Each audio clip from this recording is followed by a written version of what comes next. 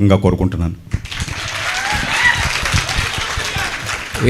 నేను ప్రత్యేకంగా పిఠాపురం వచ్చి ఇక్కడ ఈ కార్యక్రమం చేయడానికి మెయిన్ కారణం ఏంటంటే పిఠాపురం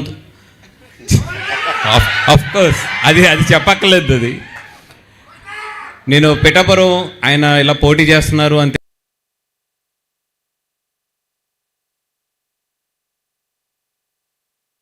తెలిసిన తర్వాత ఇక్కడ ఏదో ఒక పని మీదకి ఇక్కడికి వచ్చినప్పుడు నేను అప్పటి వరకు ఎప్పుడు రాలేదు, ఫస్ట్ టైం అదే రావడం. నేను పిఠాపురం గుడి అంత పవర్ఫుల్ ఏంటి అనేది డెఫినెట్గా ఈ సినిమా మంచి హిట్ అవుతుంది. ఇది ఇండస్ట్రీలో సెంటిమెంట్ కింద కూడా టర్న్ అవుతుంది. అండ్ ఒక కొత్త బీజం వేసాం. పవన్ కళ్యాణ్ గారి కాన్స్టిట్యున్సీ పిఠాపురం, ఇక్కడ ఒక ఫంక్షన్ చేసాం.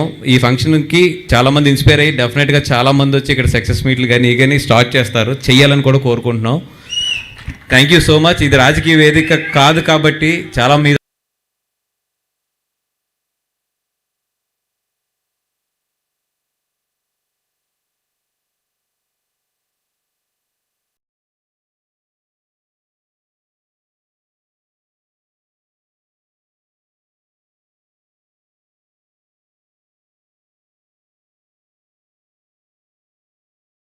మాట్లాడాలన్నా కూడా ఎక్కువ నేను రిస్ట్రిక్ట్ అవుతున్నాను, because it's a film event కాబట్టి.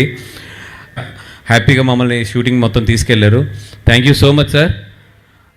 మీరు మాట్లాడే ముందు ఫస్ట్ కసిరెడ్డికి అంకిత్తో థ్యాంక్స్ చెప్పించేద్దాం. 2 నిమిషాలు పట్టుపట్టు.